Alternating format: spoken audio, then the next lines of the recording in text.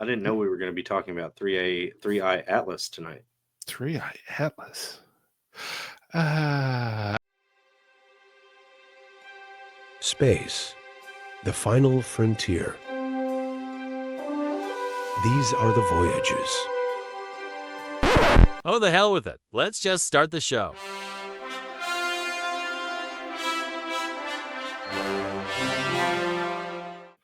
Hello, everyone, and welcome to the Vern and Bob Star Trek show on the Star Trek Network. My name is Vernon. And I'm Bob.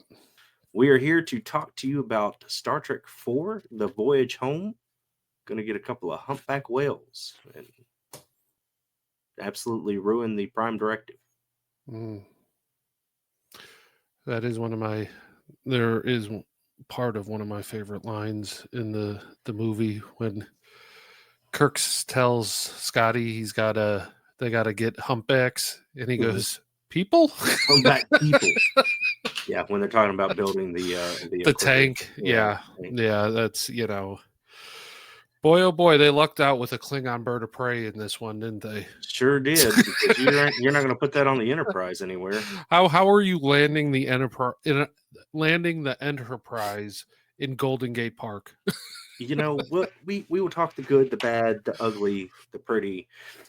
But if you're going to go straight for the landing scene, you know what? That wasn't terrible. I liked it. Sure, but they were coming out of orbit and like coming as fast as they could, and somehow they just slowly descended down and calmly into the river. I was talking about the special effects sequence where it had the indentation of the landing struts or whatever, where it crushes the garbage can, and all you see is the flattened garbage can. Yeah. That actually was really good editing with that. It was. I thought it was good. Very good special effects for the time. Let's go ahead and kind of do our first impressions. What did you think of the movie? We kind of talked about it coming on the air. It's not going to be a popular opinion, but it's not my favorite Star Trek movie. There are enjoyable moments in it, but contrary to fan favorite, I have a lot of problems with this movie. Well, it's not my favorite movie either, but it's probably in the rankings of all the movies, I'd put it third. Of the original series or all the movies? All the movies. I go Wrath of Khan, First Contact, and then this bad boy, and then Undiscovered Country. Maybe we should have done a different movie. What did you think? I was going to take a dump on this? No, dude, this has got so many memorable parts, and it's. I'm not saying it doesn't have fun parts. It does have fun parts, but as a Star Trek movie, Well, I guess I have seen Nemesis too. Nemesis? Yeah. It's probably the worst out of all of them. No, but okay. I put Nemesis above the original motion picture, so. Well, everybody puts everything above the motion picture. That was just garbage. All right, so let's talk the good. So the movie does open with a thing for the Space Shuttle Challenger, which the events of that happen right around the time this movie comes out, which was, it's crazy to think that we're going on almost 40 years of that. Yep. It came out the year I was born, 1986. Yes. November of 1986 to be exact.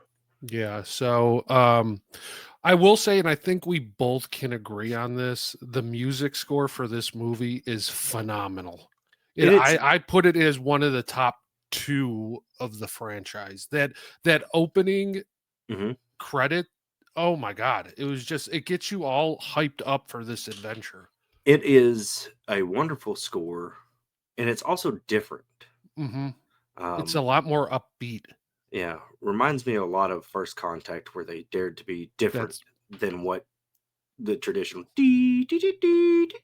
that and I would say First Contact and this one are my 1 and 2 for music scores, Yeah. and it really set the stage because this is let's be honest, a more lighthearted movie than the rest of them. Um, the the comedy to this movie is done so well. It's very subtle, but there are hysterical parts. And when I say that, it's like Spock is hilarious in this movie, but he's still Spock. It's not like he's changing. The environment around him is different. That's what makes him funny. Like he's the same character he's been all the time, but to put him in the 1980s makes it hilarious. Yeah. That's one of my call outs is those two things. Him using curse words at the absolute wrong moments are great. Oh, it's amazing. Are we supposed to believe through this entire movie that Spock is in reboot mode? I believe so. And I think that's what makes Spock 100% Vulcan in this movie until the very end when he realizes, hey, tell mom I feel fine. It's not the current Spock iteration where he's more human than he is Vulcan. But yeah, just the hardcore Vulcan side of him dealing with the times of the 80s and everything that they experience. He's just so to the point and literal. Yeah, and that just stands out in a 1980s environment. Yeah. Reminds you of a real square of the 80s. Exactly. I wasn't a fan of the alien probe. I felt like the design of it was just lazy. It was. There wasn't much to it. It looked cheap.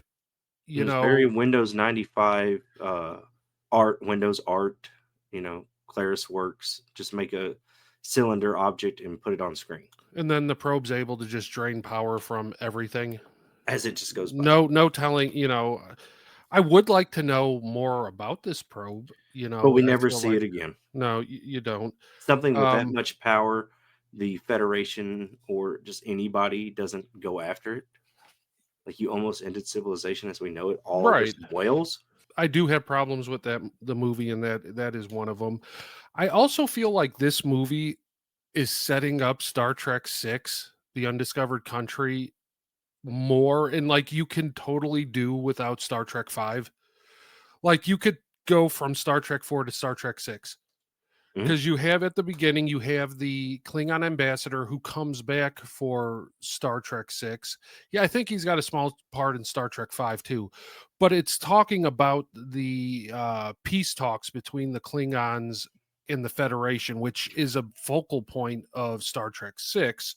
Right. And you also get the first appearance of Admiral Cartwright, played by Brock Peters, who I very much love because he played in the radio version of Star Wars.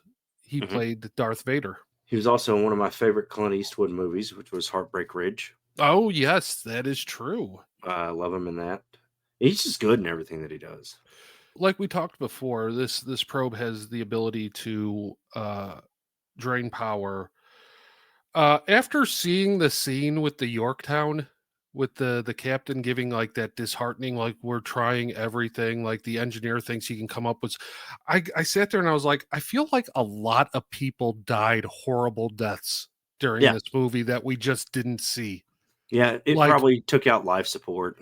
Oh yeah, and then you see the scene when it comes up to the space station and it drains the power, and you see one of the little shuttle things inside the space station just lose power and start to drop. And I'm like, well, there goes like 4 or 5 people. Yeah, I was looking at that, and I was expecting that to be a lot worse because as the shuttles were coming in, trying to get away from it, technically when they shut down, they should have just kept floating into the station. Yeah, and then bumped in, probably would have destroyed. But the thing about the villain of the movie, which not a villain because it wasn't nefarious in any way. Yeah, it was. Yeah, it's more dangerous than the Borg. That is true. The story in itself, fun movie. Yeah, but I love all the stuff in the 80s when they go back in time. But it is absolutely pointless story. Like it doesn't. It should not make sense. Oh, so quick one at the beginning of the movie, the captain of the USS Saratoga, Sinclair. Her name is Madge Sinclair. You know who she played?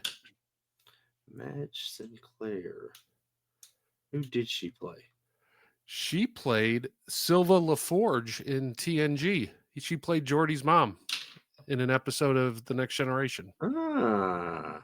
Nice little Star Trek tie-in. There are all kinds of cameos and things in this. Well, they like to reuse their people from the movies. So, I mean, there's that. And that's a cool little thing that, because I was sitting there and I watched it twice, and I was, I had my cell phone on me. So I was Googling a lot of things to see if they had anything else, like the one thing I find amazing is that a Klingon bird of prey has a database for aquatic mammals of Earth. Right. So they can look up what that sound was. Because they were talking about how the Klingon computers would link with the Federation databanks. And I sat there, and that was the first time I ever really thought about that. I was like, wait, they actually have a database for aquatic mammals from Earth? Right. And there's signals and everything like that, because they were just sitting there going through them. Spock was going through them. Bones in this movie. He's here and then he's here. And he's really not a focal point of this after everything that happened in the movie before, where he had Spock's brain in him. You get a couple of references to that and a couple of side conversations with him and Spock, but for the most part, he does have the great scene towards the end with at the hospital with Chekhov, where he basically goes ape shit, and then he gives the old lady the pills that fixes her kidneys. Yeah, I've got a new kidney. I got a new kidney. Doctor gave me pills, and I got a new kidney. Yeah, like I said before, another note I have is thank God the ship that they had a cloaking noise in it, because my God. Yeah. Can't put that down anywhere without being seen. They leave, or Savick just decides to stay on Vulcan because, she's not a Starfleet officer or has to go back to Starfleet Command to give her testimony. Well, yeah, the casting change happened in the last one, but I guess they just needed a reason to get rid of her. I mean, I don't think they had planned for her to be in another movie, but I guess she'll just catch a transport back to Starfleet Command at some point. Yep.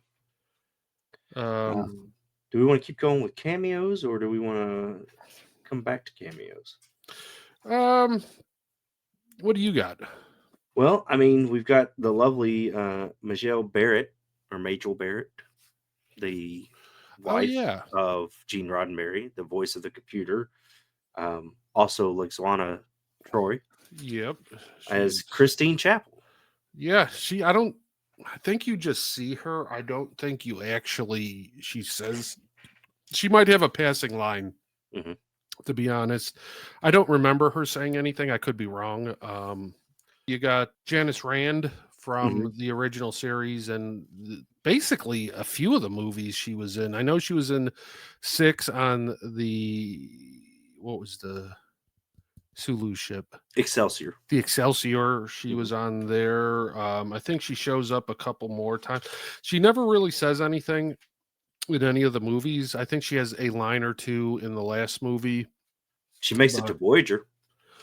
Oh yeah, she's in that flashback or the mind meld thing. Very active in that episode. So the ship has 24 hours, right? They got 24 hours, and then they have to, first of all, they have to go out and get radiation from a nuclear vessel. Nuclear vessel. A nuclear vessel. You line them up for me.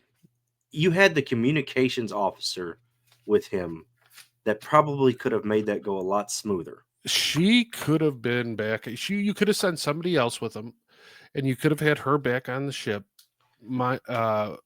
monitoring communications on of course, it's the USS Enterprise is the aircraft carrier that they use in there.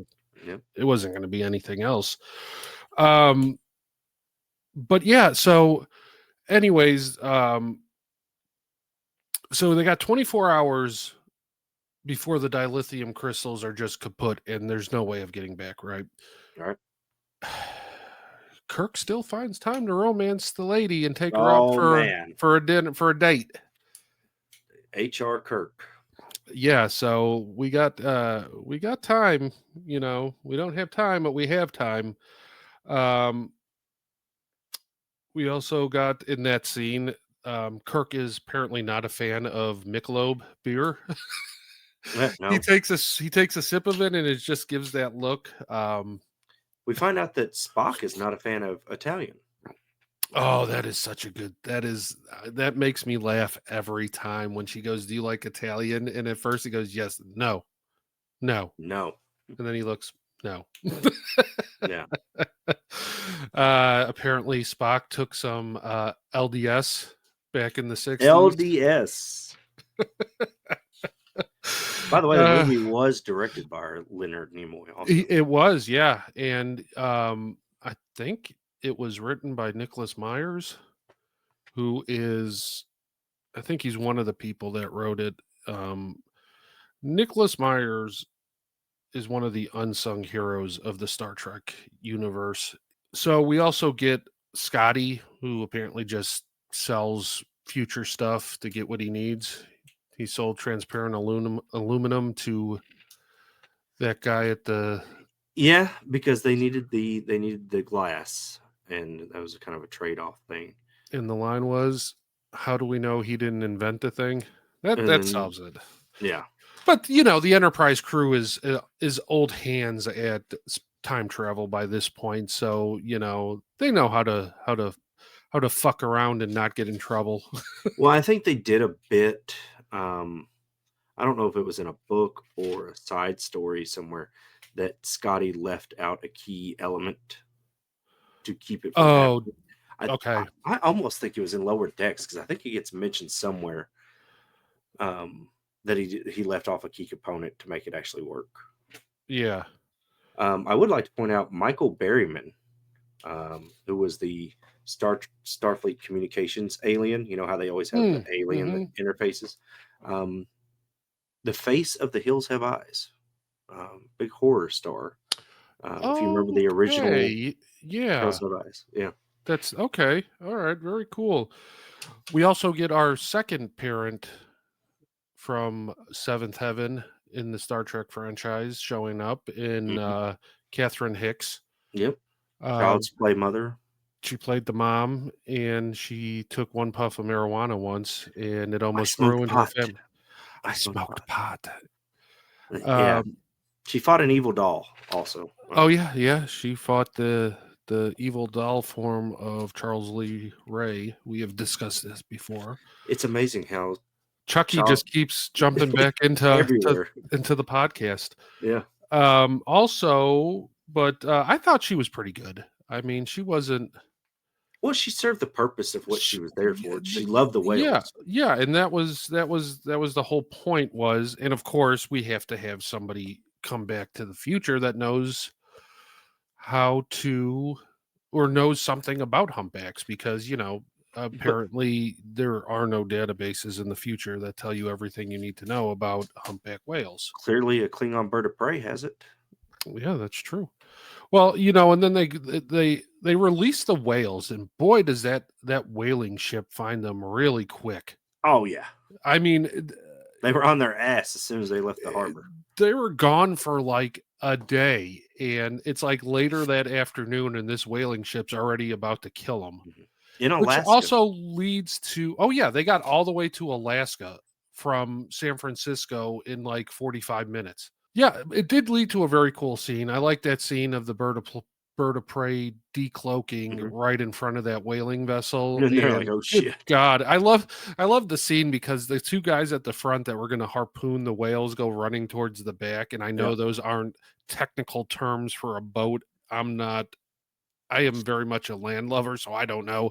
So he runs from, the bow to, they start running towards the stern. And the boat's turning. And by the time they get to the back, the front again. They're going to be facing it again. Yep. And the end of it is Kirk getting demoted back to captain, which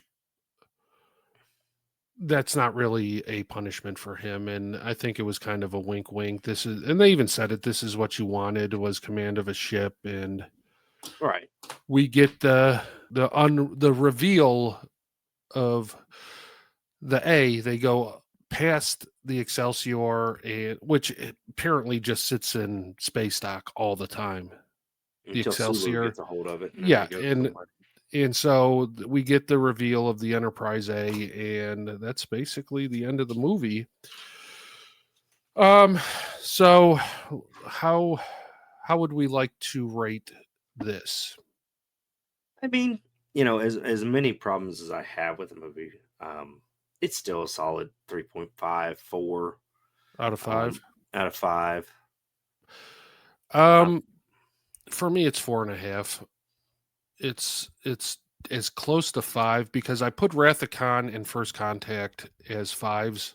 Mm-hmm. It's not as good as either one of those, but it's one of the better movies of the franchise. So I give it a 4.5 out of 5. It's a fun watch. And that's what it is. It's not. They're not technically fighting anybody. They're getting these whales to kind of answer this probe, but for it not really being a villain, I think it does kill a lot of people in the Star Trek universe more than any of the other villains. That's probably besides the Borg. That's one of the, I won't go too deep into it, but my 3 biggest concerns with the movie are the antagonist.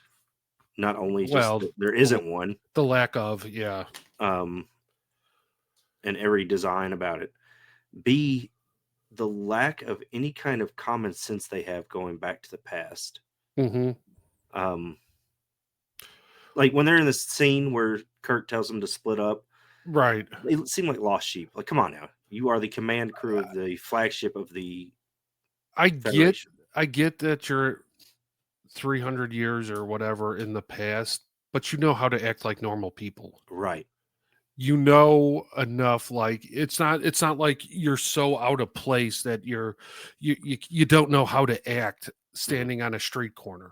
You have street corners in the future. There's going to be some kind of form of directory to find something. There's going to be currency. You should know all that.